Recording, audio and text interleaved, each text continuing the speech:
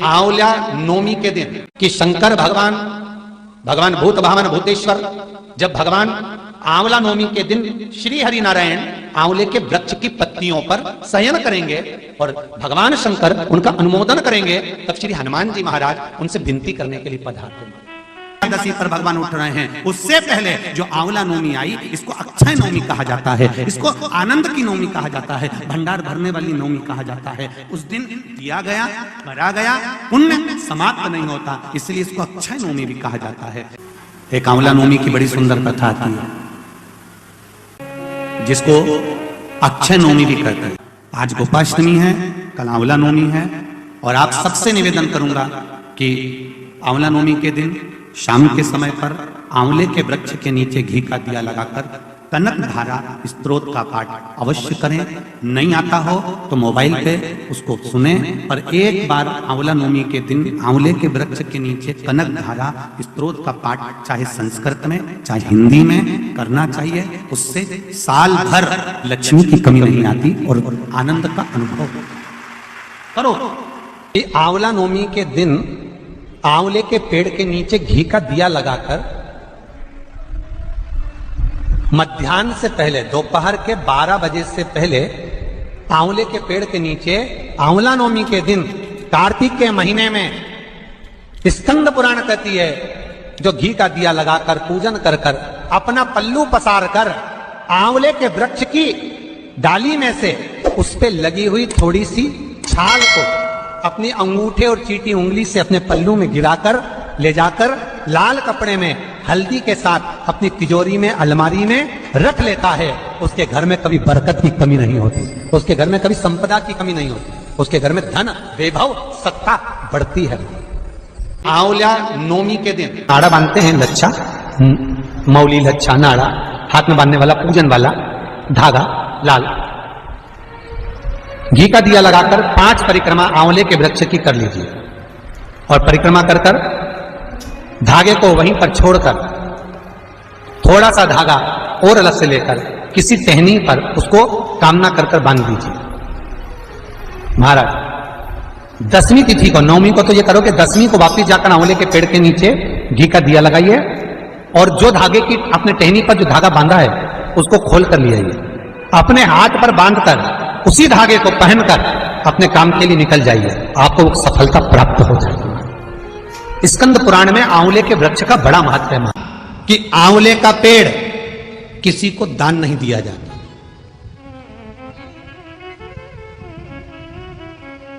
आंवले का वृक्ष किसी को देना नहीं चाहिए। हां, कहीं जाकर लगाना हो तो आप खुद जाकर लगा दो, आपको स्वयं जाकर लगाना है लगाओ, किसी बगीचे में लगाना है, किसी गार्डन में लगाना है, कहीं जाकर आपको रोपित करना है तो करो, पर आंवले का वृक्ष उठाकर किसी को दान नहीं दिया जाता।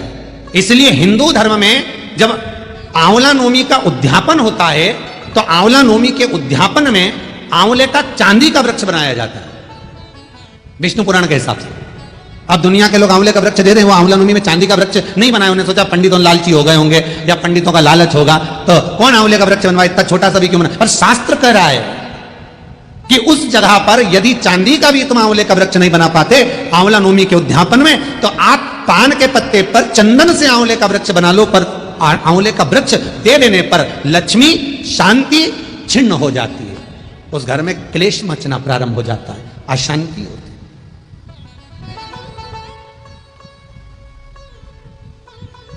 जैसे सीताफल का वृक्ष, सीताफल का वृक्ष जिसके घर में लगता है उसके घर में लड़ाई झगड़ा अगर 2 दिन ठीक हो गया तो तीसरे दिन फिर चालू होगा। सीताफल का वृक्ष कभी भी घर में नहीं फल सकता, क्लेश उत्पन्न कर कर रखता है महाराज, कभी शांति नहीं रख सकता।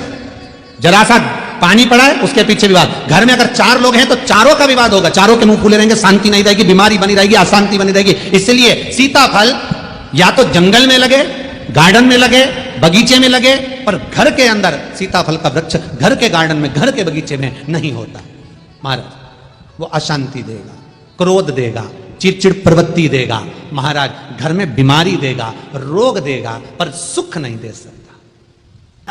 आंवला नवमी का दिन था। भगवान पूर्ण तरह से सृष्टि का संचालन कर रहे थे और लक्ष्मी जी ने आज भगवान भोलेनाथ को निमंत्रण देकर अपने वैकुंठ का भाव आनंदित करने के लिए बुलाया गया।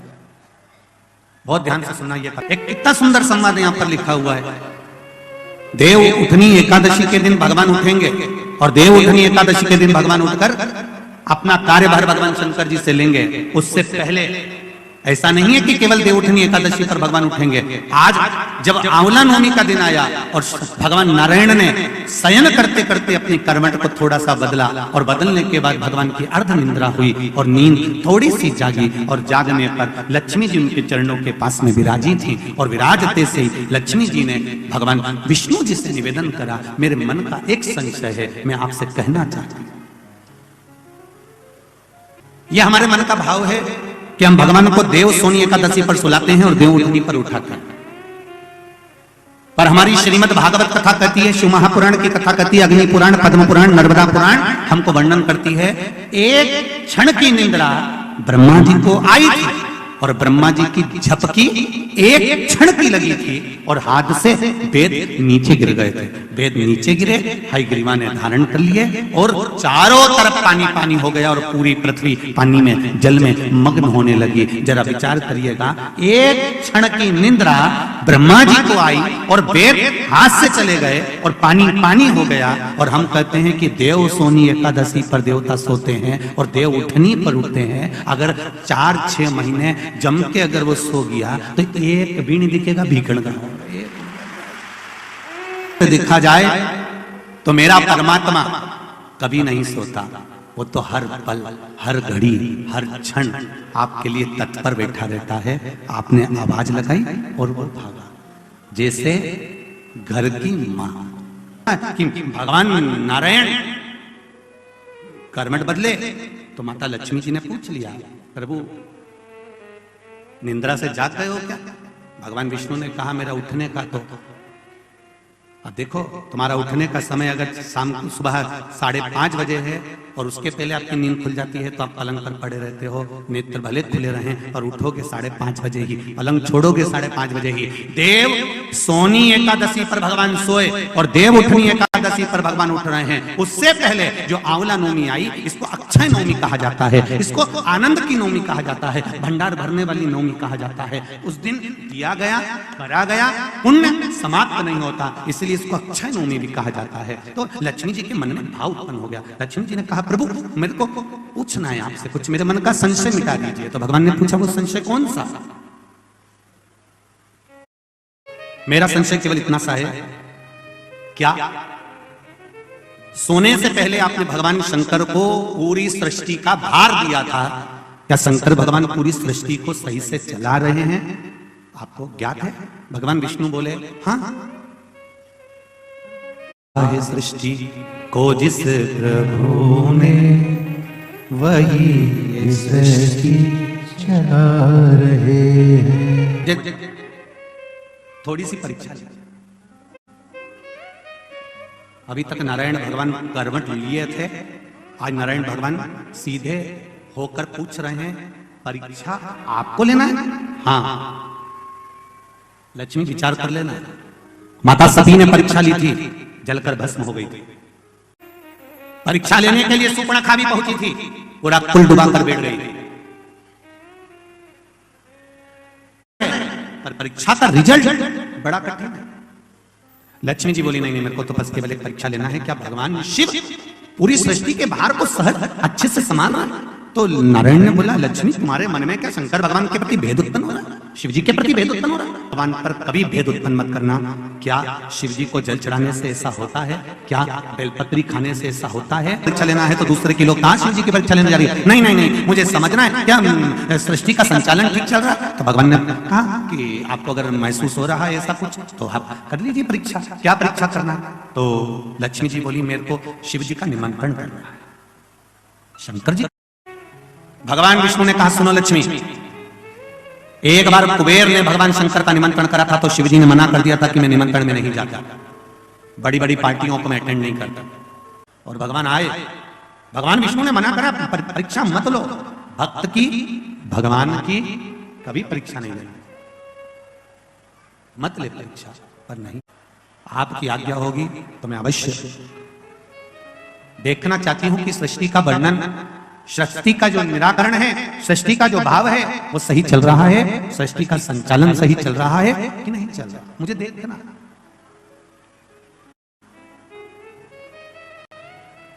लक्ष्मी जी जानना चाहती है, तो लक्ष्मी जी ने भगवान विष्णु से आज्ञा ले ली। भगवान विष्णु ने कहा तेरी मर्जी, अब जा, मैं शंकर भगवान का निमंत्रण करना चाहती हूँ। शिव जी को निमंत्रण पर बुलाया।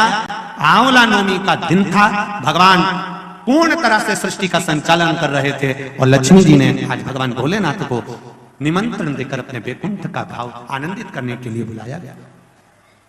बहुत ध्यान से सुनना, यह कथा आपने सुनी कि ना सुनी, पर हरिहर शिव महापुराण की कथा भिकन तो भाग्य है कि इस कथा को हम अपने जीवन में उतारें कि आंवला नवमी के दिन आंवले के वृक्ष के नीचे कुछ खाने का नियम क्यों है।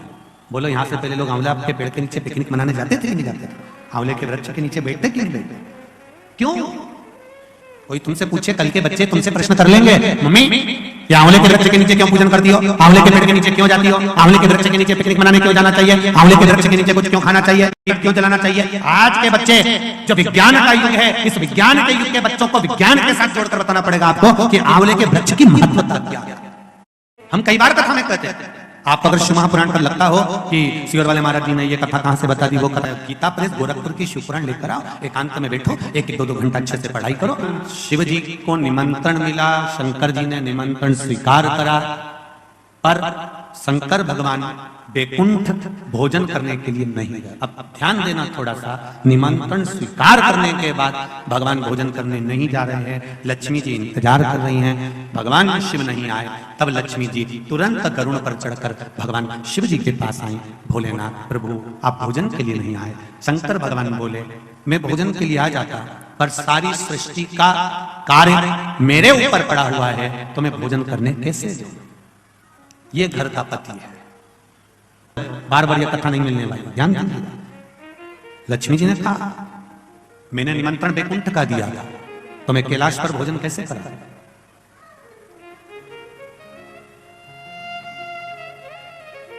निमंत्रण वैकुंठ का है तो फिर मैं कैलाश पर भोजन कैसे करूं? कैलाश पर भोजन कैसे कराया जाए? शंकर भगवान ने उसी समय पर ब्रह्मदेव को बुलाया और ब्रह्मा जी को बुलाकर कहा, ब्रह्मदेव आपकी लेखनी में बताया जाए, आपकी लेखनी में, आपके पुराणों में, आपके वेदों में, आपके शास्त्रों में बताया जाए कि अगर जीव वैकुंठ तक नहीं जा सकता तो वैकुंठ पृथ्वी पर कैसे आ सकता है? ब्रह्मदेव ने कहा, जिस जगह पर आंवले का वृक्ष होता है उस आंवले के नीचे वैकुंठ का निवास होता है, इसलिए भोजन आंवले के वृक्ष के नीचे। कल आंवला नवमी है, आंवले के वृक्ष की पूजन मेरी माताएं, मेरी दीदियां, मेरी बेटियां जब करें, भाई लोगों से भी निवेदन है, समय निकालकर, केवल माताओं के लिए आंवले का वृक्ष नहीं है, आपके लिए भी है। और मेरी माताओं से निवेदन, आंवले के वृक्ष के नीचे पूजन करने जाओ, पत्ती भी अगर पड़ी हुई है तो उसको भी थोड़ा सा उठा कर लिया ना। अगर घर का कोई व्यक्ति नहीं गया होगा तो उसको मस्तक पर घर में ही वो पत्ती लग जाएगी, तो वैकुंठ का भाव तो उसके पास तक पहुंच जाएगा। उतना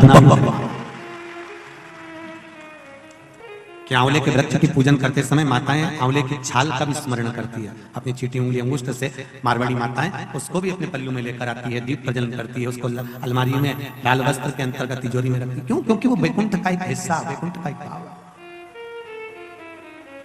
ब्रह्मदेव करें आंवले के वृक्ष के नीचे शंकर भगवान भोजन कर लें तो वैकुंठ के भोजन का फल मिलता है। वैकुंठ के भोजन का फल, हाँ। लक्ष्मी जी ने उसी समय पर आंवले के वृक्ष के नीचे भोजन की व्यवस्था करी। शंकर भगवान भोजन करने के लिए बैठे, जैसे ही माता लक्ष्मी ने भोजन लगाया है, शंकर भगवान ने एक ग्रास भोजन को लिया, पाया और उठकर शंकर भगवान चले गए। थोड़ी देर बाद वापिस लौट कर आ गए, बैठ गए। पूछा महारानी ने, माता लक्ष्मी ने, मेरे शंभु, मेरे बाबा, मेरे भोलेनाथ, मेरे प्रभु कहाँ चले गए थे आप भोजन की थाली को छोड़कर? तब शिव जी कहते हैं, कोई 4 संत भूखे रह गए थे, उनको भोजन कराने चला गया था। लक्ष्मी जी ने कहा, आप सृष्टि के सही संचालन कर रहे हो, मैं जान गई आपको कि आप सृष्टि के सही संचालन करता हो। एक मन की अभिलाषा है, अगर आप पूरी कर दें कुंठ में श्रवण भोजन ग्रहण करें। शिव जी ने कहा शाम को तो मैं पार्वती के साथ भ्रमण पर निकलता हूं, पर दोपहर के समय पर मैं आपके यहाँ भोजन करने फिर आऊंगा। अब की बार लक्ष्मी जी ने भोजन कराने बैठने से पहले माता लक्ष्मी ने 5 चींटियों को एक डब्बी में भरकर बंद कर दिया।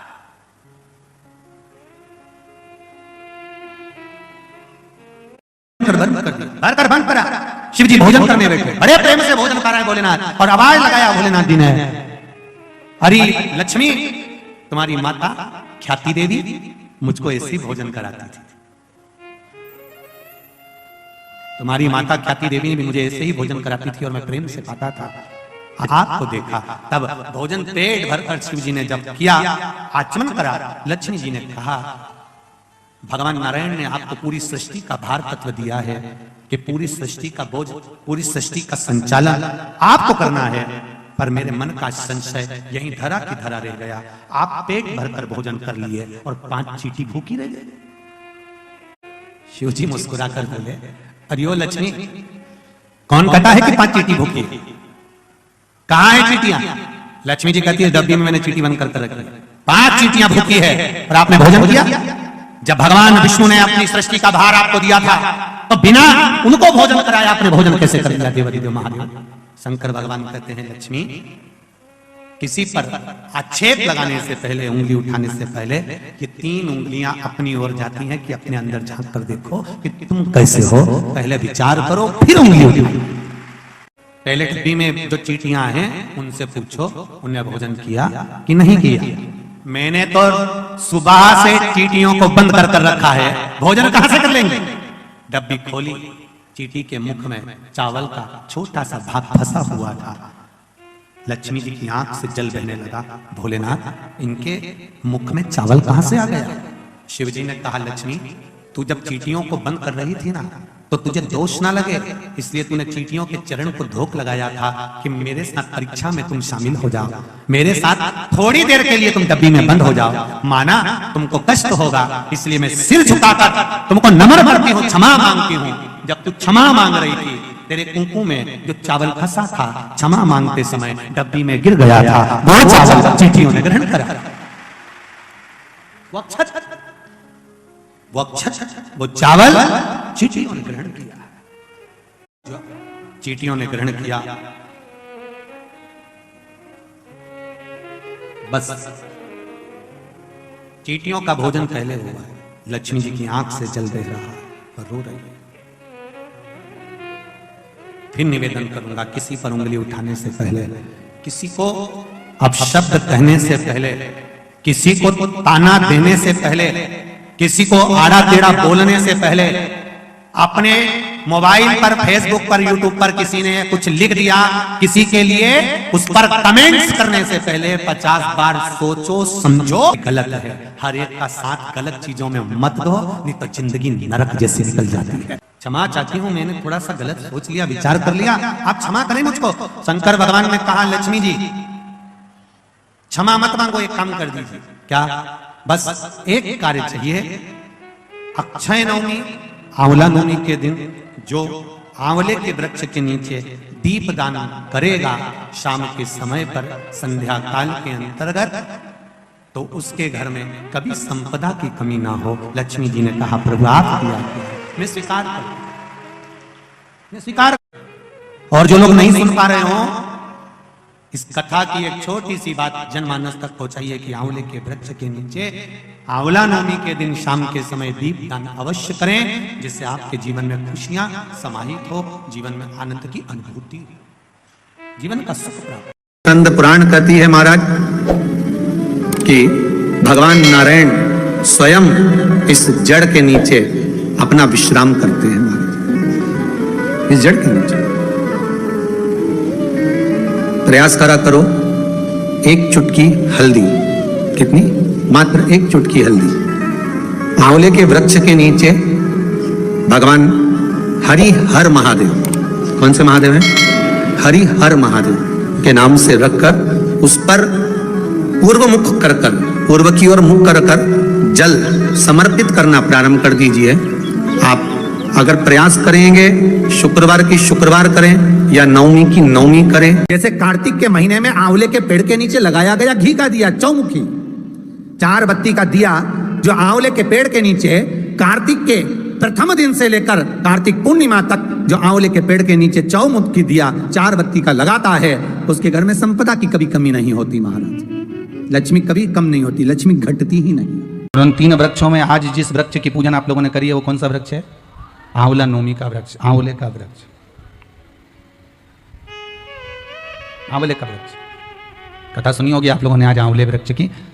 पर आंवला नोमी पर एक चीज का स्मरण जरूर रखना कि आंवले के वृक्ष के नीचे भले जाओ, आंवले के वृक्ष की पूजन भले करो, पर शिव महापुराण की कथा कहती है कि आंवला नोमी का दिन हो चाहे कार्तिक महीने का पूरा मास हो, कार्तिक का महीना हो, पर आंवले के वृक्ष की पत्तियों को नहीं तोड़ना चाहिए। कई लोग बहुत गलती करते हैं, आंवले की पूजन करने जाते हैं ना, तो वो सोचते हैं कि अब आंवले के पेड़ के नीचे भोजन करने का बड़ा महत्व है कि आंवला नवमी के दिन भोजन करना चाहिए। तो कई माताएं इतनी चतुर होती है ना, आंवले की पत्ती तोड़ के ले आती, सिर पे रख के भोजन कर लेती। कर रहे थे क्या? बस तो फिर अब कथा मतलब धीरे धीरे समझ में आ रही हो। श्री शिवाय नमस्ते। मतलब शास्त्र कहता है कि अगर एक पत्ती टूटना, पहले लोग बड़ी गलतियां करते थे। आंवला की पूजन करने गए, आंवले के वृक्ष की पत्ती तोड़ ली, सिर पे रख ली, भोजन कर लिया, कितना दोष है महाराज। यहां तक शिव महापुराण की कथा कहती है, विष्णु पुराण, अग्नि पुराण, पद्म पुराण कहती है, गर्ग संहिता में यहां तक वर्णन करा गया है, स्कंद पुराण में भी कहा गया है कि आंवले के वृक्ष की जिस दिन पूजन करें, आंवला अगर ऊपर से नीचे गिर जाए, आपको प्राप्त हो जाए, तो भले उसका सेवन करो, भले उसको रख लो, पर आप आंवले नवमी के दिन आंवले को भी नहीं तोड़ना चाहिए। आंवला नवमी के दिन आंवले को भी नहीं तोड़ना चाहिए। यहां तक शास्त्र वर्णन करता है कि राजा एक वैश्य बड़ा धर्मात्मा था, बड़ा धर्मात्मा। आप लोगों ने आज कथा सुनी होगी, कितना धर्मात्मा राजा। बस उसका एक नियम था, वो प्रतिदिन एक सोने के आंवले का दान देता था।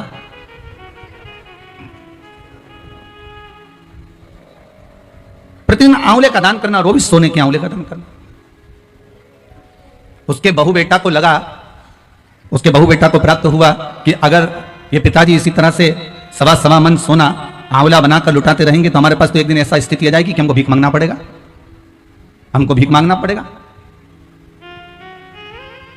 अच्छा, बहु बेटा को यह भान नहीं होता कि जिन माँ बाप ने जोड़ा है अगर वो लुटा भी दें तो सत्ता तो उन्हीं की है ना, दौलत तो उन्हीं की है, पैसा तो उन्हीं का है, जितना जोड़ा वो माँ बाप ने जोड़ा, अगर वो लुटा भी दें तो ये उनकी मर्जी। पर बहुत कम माता पिता ऐसे होते हैं जो अपने ऊपर सही मायने में खर्च करते हो। बहुत ध्यान देना महाराज। जोड़ा जोड़ा जोड़ा जोड़ा, आखिरी में छोड़ा, इतना बड़ा फोटो टंगिया, फोटो नीचे तुम ऊपर, हो गया कल्याण। तो उससे ज्यादा और होगा क्या? क्या मतलब?